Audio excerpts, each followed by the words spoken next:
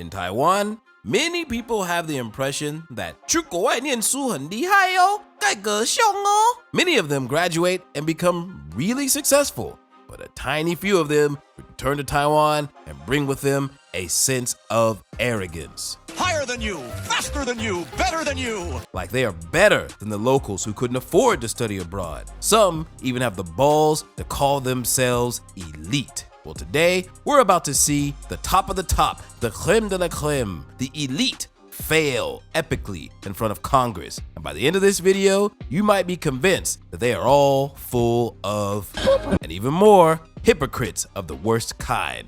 So buckle up, folks, because out of this 5-hour hearing, I've cut out the most interesting parts. The House Committee on Education is throwing heavy shade at Ivy League schools over alleged anti-Semitism allowed to spread in the wake of the October 7th attacks. And they've summoned the presidents of Harvard, MIT, and the University of Pennsylvania to tell them exactly what the hell is going on. First up is Dr. Claudine Gay God damn it! You can't make this shit up! from Harvard in the hot seat, with House Representative Bob Good asking what the hell they're teaching these kids. Dr. Gay, on October 8, nearly 36 Harvard student groups authored a statement holding Israel responsible for the Hamas attack. On November 10, when you condemned the use of the phrase "from river to the sea," over 100 faculty signed a letter criticizing your response to that. From the river to the sea. I'm sure many of you have seen this phrase in the comment section and heard it everywhere. But what exactly does it mean?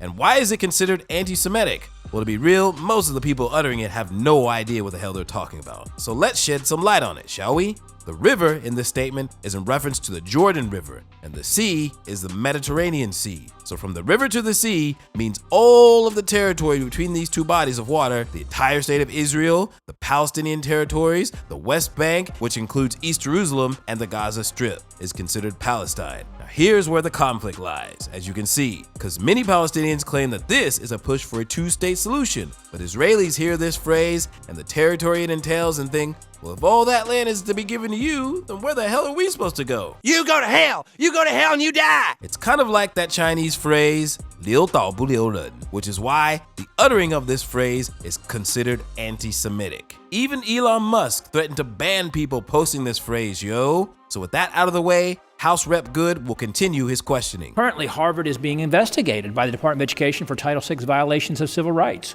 Title VI, as you know, prohibits recipients of federal funds from discriminating on the basis of race, color, or national origin. We know, of course, that Harvard has a history of dividing people based on race, based on the Supreme Court's decision in Students for Fair Admission versus Harvard. Does Harvard actually teach anti-Semitism in classes? No, we do not. And we condemn anti-Semitism at Harvard. There is no place for anti-Semitism. As you know, Harvard received over the last 4 years $3.2 billion in federal grants and contracts. During the 2021 school year, Harvard received $104 million through Title IV. Why should Congress continue to invest money in Harvard when Harvard clearly violates Title VI and helps foster a hostile environment for Jewish students? We are committed at Harvard to ensuring that all of our students thrive, that they feel safe and secure. Well, apparently and 100 we're professors who sent that letter to you criticizing your condemnation of anti-Semitic remarks don't agree with that. Your institution is clearly producing students who are sympathetic to a terrorist organization. Don't you think that's a misuse of taxpayer dollars? So Dr. Gay, why are you gay? Over at Harvard seems to have this whole NPC response on lock. But when Rep Good asks about the taxpayer dollars going into Harvard's pocket while they allegedly foster a not-so-friendly place for Jewish students, Dr. Gay got a bit dodgy. Instead of giving a straight answer, she went on about Harvard being committed to student safety and feeling grateful for federal funds. Sounds like a classic sidestep dance, yo. So that was just the warm-up. Next up, another House representative is going to give some very good insight into what's going on, calling out BLM, DEI, and all the other woke organizations that are seemingly eager to support terrorism and hate. Being raised in the 60s, days of segregation, this is truly deja vu. One thing that I did learn through my growth of the years is that hate is not passed down in our genes. It's taught or untaught. What we're seeing here is hate being perpetuated. We keep people segregated. Teach them that everything that's gone wrong in their life is because of somebody else's actions. Then teach them to look at our differences, our color, creed, and culture, and then teach them to judge each other. But the end game, if it is hate, it is very effective. We teach one race all minorities that they are oppressed. Through DEI, we then teach another race, whites and Jews, that they are oppressors. The result is hatred. Segregation, that is DEI, is a failure to protect Jewish communities across our country at your universities. October 7th was a very different day in our lifetime. And yet, every single time we're talking about anti-Semitism, we some kind of way drift off into every other sense of racism. I just remember a couple years ago when we were dealing with Black Lives Matter, try to talk about Blue Lives Matter, Jew Lives Matter, Arab Lives Matter, and you'd be called a racist. It's time for us to focus on what's happening on your campuses. It might sound flowery, all the ideas of what your values might be, but those values are not being translated to our kids. MIT, DEI official liked on the most posts on their media, a post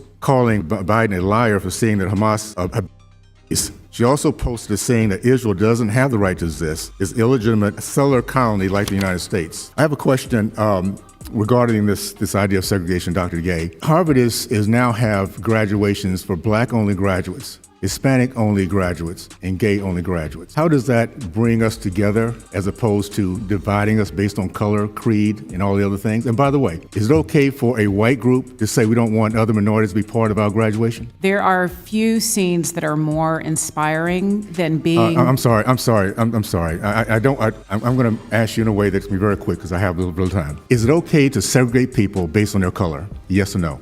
I oppose segregation. So the rep just shared his take on things, feeling deja vu from the 60s segregation era, and being a brother, his harsh criticism is a welcome one, and it also cuts deep. But Dr. Gay, You are gay. is holding firm on her woke NPC reply. But Rep Owens is unfazed and skips to the next president. Okay, well, I do too, but it's happening on your campus. We have on your campus something called Chocolate City, where black only dorms, where whites are excluded. Is it okay also for whites to set up a white-only dorm? Wait, Chocolate City? They actually call it this? So if the white people were allowed to join, would that mean they would have to rename it to Chocolate Milk City?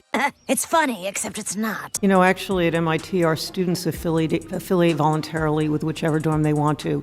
It's not exclusionary, it's actually positive selection by students which dormitory they want to live in. Okay, so it's okay for blacks to not make whites feel included. Is it okay for whites not to let blacks feel included on your campus? We're talking about segregation, and it's obviously happening on your campuses. You know, I think it's really important to say that there's a distinction between sending an exclusionary message and looking to other students for common experiences and support. Okay, and what you're saying is very simply, in 1960s, it would have been okay for whites and blacks to segregate themselves because they felt more like the people they're with. If in case we discover that there's a direct link from DEI and CRT to the growth of Marxist-centrist groups like BLM, Antifa, and the pro-Hamas on campuses, would you then end the DEI initiatives on your campus? Would that be finished on your campus? Just yes or no? Dr. Gay, let's start with you. Yes or no?